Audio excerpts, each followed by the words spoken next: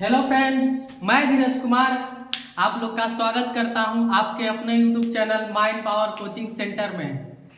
कैसे हैं आप लोग? आशा करते हैं कि आप लोग स्वस्थ होंगे और अच्छे होंगे और अपने बोर्ड एग्जाम की तैयारी बिल्कुल ही अच्छे से कर रहे होंगे। आज हम लोग क्लास 10th मैथ्स का एक महत्वपूर्ण अध्याय शुरू करने जा रहे हैं जिसका नाम है त्रिकोणमिति। तो चलिए बिना समय गवाए इस क्लास को शुरू करते हैं। तो त्रिकोणमिति में सबसे पहले हम लोग जानेंगे कि त्रिकोणमिति आखिर है क्या। सबसे पहले त्रिकोणमिति की परिभाषा हम लोग जानेंगे। त्रिकोणमिति किसे कहते हैं?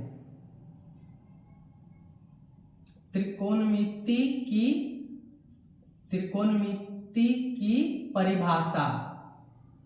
त्रिकोणमिति की परिभाषा सबसे पहले हम लोग जानेंगे। आखिर त्रिकोणमिति होता क्या है, तो चलिए इसको समझते हैं। त्रिकोणमिति जो है वह त्रिभुज से रिलेटेड है। त्रिकोणमिति में हम त्रिभुज की भुजाओं और कोणों के बीच संबंधों का अध्ययन करते हैं, यानी गणित की वह शाखा जिसमें हम लोग त्रिभुज की भुजाओं और कोणों के बीच संबंधों का अध्ययन करते हैं उसे हम लोग त्रिकोणमिति कहते हैं। गणित की वह शाखा जिसमें हम लोग त्रिभुज की भुजाओं और कोणों के बीच संबंधों का अध्ययन करते हैं उसे हम लोग क्या कहते हैं? उसे हम लोग त्रिकोणमिति कहते हैं। चलिए उसको लिखते हैं। त्रिकोणमिति त्रिकोणमिति त्रिकोणमिति गणित की वह शाखा है। त्रिकोणमिति गणित की वह शाखा है।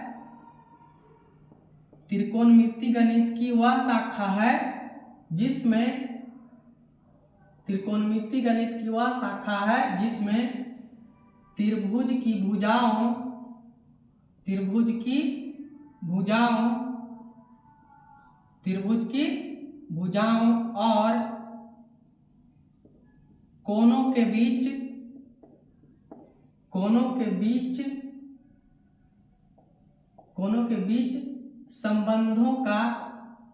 कोणों के बीच संबंधों का अध्ययन किया जाता है। त्रिकोणमिति गणित की वह शाखा है जिसमें त्रिभुज की भुजाओं और कोणों के बीच संबंधों का अध्ययन किया जाता है उसे हम लोग त्रिकोणमिति कहते हैं। उसके बाद आगे हम लोग समझ गए त्रिकोणमिति क्या है, त्रिकोणमिति की परिभाषा हम लोग समझ गए। अब आगे इसमें पढ़ना है त्रिकोणमितीय अनुपात। तो त्रिकोणमितीय अनुपात समझने के लिए सबसे पहले आपको समझना पड़ेगा समकोण त्रिभुज क्या होता है। त्रिकोणमितीय अनुपात को समझने के लिए सबसे पहले क्या समझना पड़ेगा कि समकोण त्रिभुज क्या होता है। तो आइए हम लोग बहुत ही प्यार से समझते हैं कि समकोण त्रिभुज आखिर क्या होता है। तो अगला टॉपिक है समकोण त्रिभुज। समकोण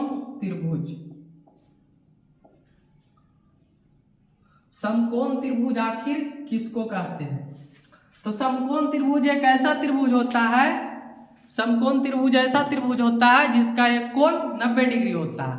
जिस त्रिभुज का एक कोण 90 डिग्री होता है उसको हम लोग समकोण त्रिभुज कहते हैं। परिभाषा लिखते हैं। ऐसा त्रिभुज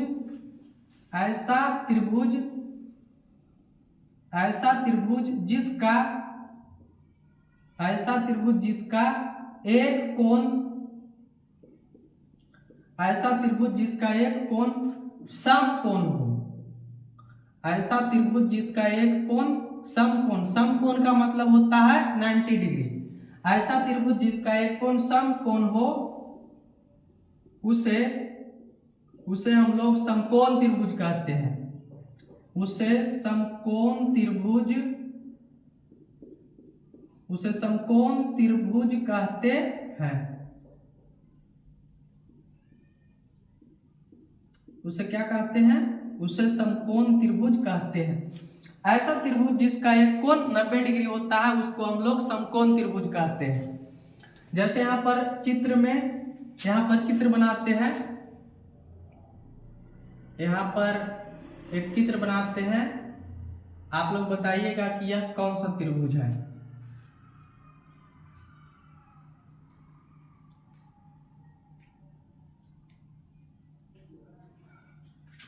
मान लेते हैं कि इसका नाम ABC है। यहाँ भी एक और त्रिभुज बनाते हैं सेम इसी के जैसा, इसका भी नाम ABC, और इसका एंगल जो B है वह 90 डिग्री है। यहाँ पर त्रिभुज ABC में एंगल B का मान 90 डिग्री है, यानी एक कोण 90 डिग्री है, तो हम लोग इसको क्या कहेंगे, यह एक समकोण त्रिभुज है। जो समकोण त्रिभुज होता है उसमें तीनों भुजाओं का विशेष नाम होता है, और तीनों भुजाओं का क्या क्या नाम होता है उसको हम लोग समझेंगे। तो यह एक ABC एक समकोण त्रिभुज है जिसमें एंगल B का मान 90 डिग्री है। तो 90 डिग्री के सामने वाली जो भुजा होती है समकोण त्रिभुज में 90 डिग्री एंगल जहां बन रहा है उसके सामने वाली जो भुजा होती है उसको कहा जाता है कर्ण। इस त्रिभुज में ABC में 90 डिग्री के सामने वाली भुजा जो है वह AC है, तो इस त्रिभुज में AC जो है कर्ण है। कर्ण जो होता है समकोण त्रिभुज की सबसे लंबी भुजा होती है, यानी जहां पर 90 डिग्री का एंगल बनेगा उसके सामने वाली जो भुजा होगी वह सबसे लंबी होती है, उसको हम लोग कर्ण के नाम से जानते हैं। तो AC कर्ण हो गया, यहां भी AC क्या होगा, कर्ण होगा, यह भी कर्ण है। और बाकी शेष बचे दो भुजाओं में एक भुजा को लंब कहा जाता है और दूसरी भुजा को आधार कहते हैं। और लंब और आधार किसको कहते हैं वह एंगल पर निर्भर करता है, क्योंकि समकोण त्रिभुज में एक कोण 90 डिग्री होता है और बाकी जो दो कोण होते हैं वो न्यून कोण होते हैं। तो जैसे मान लीजिए कि यह जो एंगल C है, यह जो एंगल C है मान लेते हैं कि इसका मान थीटा है, तो इस एंगल थीटा के लिए इस थीटा के सामने वाली भुजा जो AB है वह लंब हो जाएगी। और लंब को क्या चीज से लिखा जाता है, लंब को P से हम लोग लिखते हैं। और जो बाकी बच गया BC बच गया, इस BC भुजा को हम क्या कहेंगे, इसको आधार कहा जाता है। आइए दूसरा त्रिभुज में हम लोग चलते हैं। जैसे मान लिया जाए कि अगर एंगल हम A की चर्चा करें, यहाँ पर फर्स्ट केस में हम एंगल C की चर्चा किए थे, C का मान लिए कि थीटा है, तो थीटा के सामने वाली जो भुजा होगी एंगल थीटा के लिए लंब हो जाएगा इसके सामने वाली भुजा AB, और AC कर्ण है तो BC जो बच गया वह आधार होगा। आधार को B से लिखा जाता है, लंब को P से लिखते हैं। अब आइए इस त्रिभुज में मान लिया जाए कि हम एंगल A की बात करें, माना कि इसका जो मान है एंगल A का मान वह अल्फा है। एंगल A का मान क्या है, अल्फा।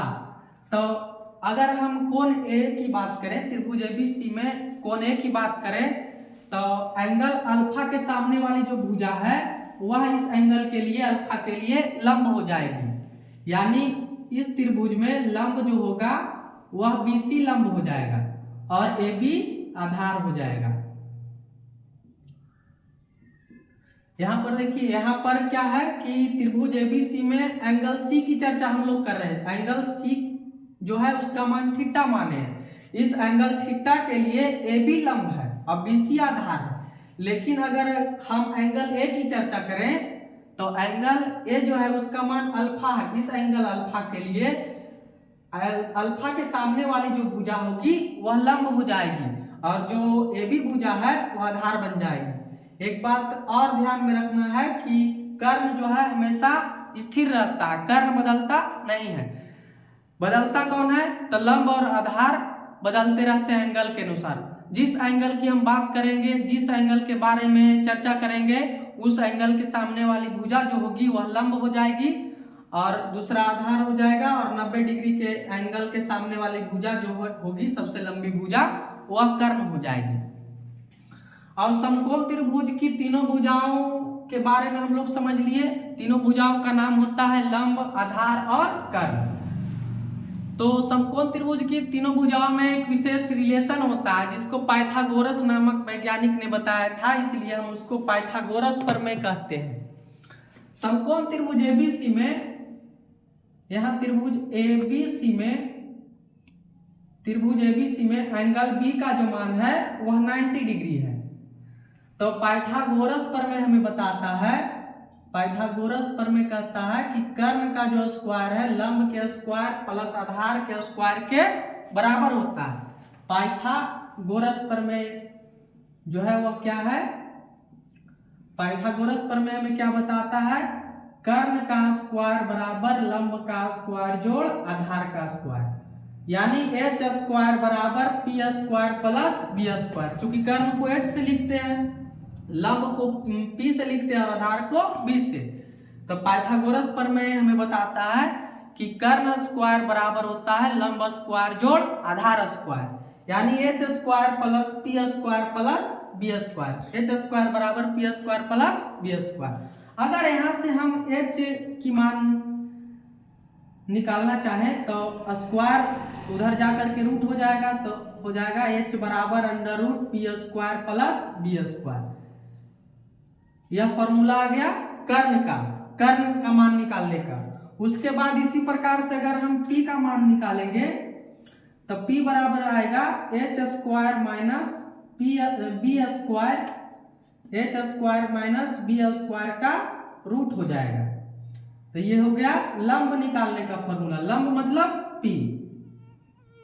उसके बाद अगर हम लोग आधार निकालना चाहें तो b बराबर अगर यहां निकालना चाहें तो b का फॉर्मूला होगा H square minus P square. तो ये हो गया 3 फॉर्मूला, ये हो गया मेन फॉर्मूला, इसी से यह तीनों फॉर्मूला आया है। h बराबर under root P square plus B square, p बराबर under root H square minus B square, उसी प्रकार से b बराबर under root H square minus P square हो गया। तो आशा करते हैं कि यहां तक आप लोग को बहुत ही अच्छे से समझ में आया होगा। तो चलिए हम लोग अब अगला टॉपिक शुरू करते हैं। अगला टॉपिक हमारा है त्रिकोणमितीय अनुपात। चूंकि हमने पहले ही बताया था कि त्रिकोणमितीय अनुपात को शुरू करने से पहले आपको समकोण त्रिभुज के बारे में समझना होगा। तो समकोण त्रिभुज को हमने अच्छे से समझा, उससे रिलेटेड फॉर्मूला जो है उसको जाना। अब आगे हम लोग त्रिकोणमितीय अनुपात की चर्चा करेंगे। त्रिकोणमितीय अनुपात जो होता है, अगर समकोण त्रिभुज की कोई भी दो भुजा लेकर के उसका अगर अनुपात बना दिया जाए तो उसी को हम कहेंगे त्रिकोणमितीय अनुपात। त्रिकोणमितीय अनुपात जो होता है वह 6 है। त्रिकोणमितीय अनुपातों की संख्या जो है वह 6 है। तो त्रिकोणमितीय अनुपात कौन कौन है उसके बारे में लिखते हैं। त्रिकोणमितीय अनुपात, त्रिकोणमितीय अनुपातों की संख्या, त्रिकोणमितीय अनुपातों की, त्रिकोणमितीय अनुपातों की संख्या, त्रिकोणमितीय अनुपातों की संख्या जो है वह 6 है। और कौन कौन है उसके बारे में हम लोग जिक्र करते हैं। पहला त्रिकोणमितीय अनुपात का नाम है साइन, इसको शॉर्ट फॉर्म में SIN, यानी ई को हटा देते हैं, केवल SIN लिखते हैं, साइन से काम चला देते हैं। दूसरा त्रिकोणमितीय अनुपात का नाम है कोसाइन। दूसरा त्रिकोणमितीय अनुपात का क्या नाम है, कोसाइन। कोसाइन को शॉर्टकट में हम लोग कॉस कह के काम चला लेते हैं। तीसरा त्रिकोणमितीय अनुपात का नाम है टेंजेंट। तीसरा त्रिकोणमितीय अनुपात का क्या नाम है, टेंजेंट। टेंजेंट को हम लोग शॉर्ट फॉर्म में tan लिखते हैं। उसके बाद चौथा त्रिकोणमितीय अनुपात आता है, उसका नाम है कोसेकेंट। कोसेकेंट को हम लोग शॉर्ट फॉर्म में कॉसेक लिखते हैं, COSEC।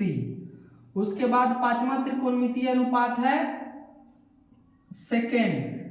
सेकेंड को हम लोग सेक लिख कर काम चलाते हैं, यानी इसको शॉर्ट फॉर्म में सेक लिखते हैं। उसके बाद छठा त्रिकोणमितीय अनुपात है कोटेंजेंट। छठा त्रिकोणमितीय अनुपात का क्या नाम है, कोटेंजेंट। कोटेंजेंट को हम लोग शॉर्ट फॉर्म में कॉट लिखते हैं।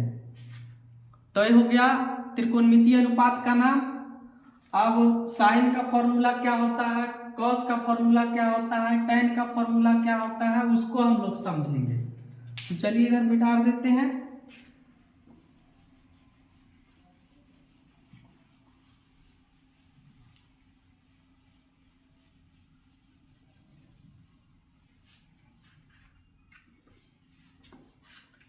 अब यहाँ पर हम एक त्रिभुज बनाते हैं जिसका नाम है ABC। त्रिभुज ABC एक त्रिभुज बनाते हैं। ABC एक त्रिभुज है जिसमें एंगल B का जो मान है वह 90 डिग्री है। और मान लिया जाए कि हम एंगल C की चर्चा कर रहे हैं। एंगल C का मान माना कि थीटा है, इस थीटा की चर्चा हो रही है। तो इस एंगल थीटा के लिए थीटा के सामने वाली जो भुजा होगी वह लंब हो जाएगी। थीटा के सामने वाली भुजा AB जो है वह लंब हो जाएगी। इस 90 डिग्री के सामने वाली भुजा जो AC है वह कर्ण हो जाएगी। कर्ण को H से लिखते हैं, लंब को P से लिखते हैं। बाकी जो तीसरी भुजा बच गई वह आधार हो जाएगी। आधार को क्या से लिखते हैं? B से लिखा जाता है। एंगल थीटा के सामने वाली भुजा लंब और एंगल थीटा से सटी हुई जो साइड है वह आधार होगी। तो पहला जो है साइन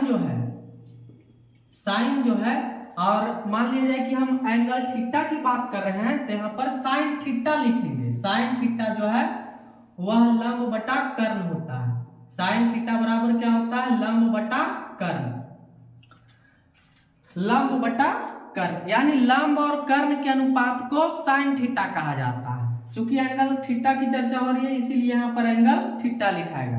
तो साइन थीटा बराबर हो जाएगा लंब बटा कर्ण। लंब और कर्ण के अनुपात को साइन कहा जाता है। लंब को P से लिखा जाता है, कर्ण को H से लिखा जाता है। यहाँ पर जो लंब है वह चित्र के अनुसार भुजा AB है और कर्ण जो है वह AC है। उसी प्रकार से अगर cos थीटा की बात करें, दूसरा त्रिकोणमितीय अनुपात cos थीटा, तो cos थीटा बराबर फॉर्मूला होता है आधार बट्टा कर्ण। cos थीटा बराबर क्या होता है? आधार बट्टा कर्ण। यानी आधार और कर्ण के अनुपात को cos थीटा कहते हैं। आधार को B से लिखा जाता है, कर्ण को H से लिखा जाता है। चित्र में जो आधार है वह BC है, कर्ण जो है वह AC है। उसी प्रकार से तीसरा त्रिकोणमितीय अनुपात tan आता है। tan थीटा बराबर होता है लंब बटा आधार। tan थीटा बराबर क्या होता है? लंब बटा आधार। लंब को P से लिखते हैं, आधार को B से लिखते हैं। चित्र के अनुसार लंब जो है वह AB है और आधार BC है, तो AB बटा BC हो जाएगा। अब बाकी जो बच गया तीन और त्रिकोणमितीय अनुपात जो बच गया वह इसका उल्टा होता है। जैसे अगला चौथा त्रिकोणमितीय अनुपात जो है वह साइन का उल्टा है। जैसे साइन थीटा बराबर होता है लंब बटा कर्ण, तो अगला त्रिकोणमितीय अनुपात जो कोसेक थीटा होगा वह साइन थीटा के उल्टा होगा। साइन थीटा लंब बटा कर्ण होता है तो कोसेक थीटा कर्ण बटा लंब होगा।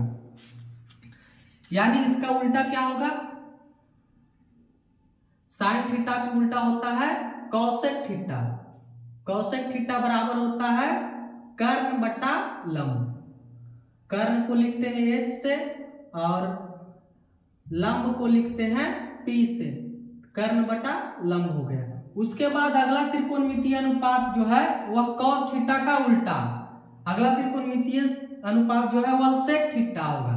तो sec थीटा जो होता है वह cos थीटा का उल्टा है। cos थीटा होता है आधार बटा कर्ण, तो sec थीटा होगा कर्ण बटा आधार। कर्ण को H से लिखा जाता है, आधार को हम लोग B से लिखते हैं। उसके बाद जो छठा त्रिकोणमितीय अनुपात है cot थीटा, तो cot थीटा जो होगा वह tan का उल्टा होता है। cot थीटा बराबर होता है, जैसे tan थीटा हो गया लंब बटा आधार, तो cot थीटा हो जाएगा उसका उल्टा आधार बटा लंब।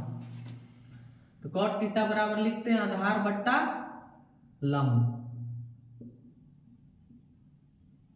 आधार को B से लिखा जाता है और लंब को P से लिखा जाता है।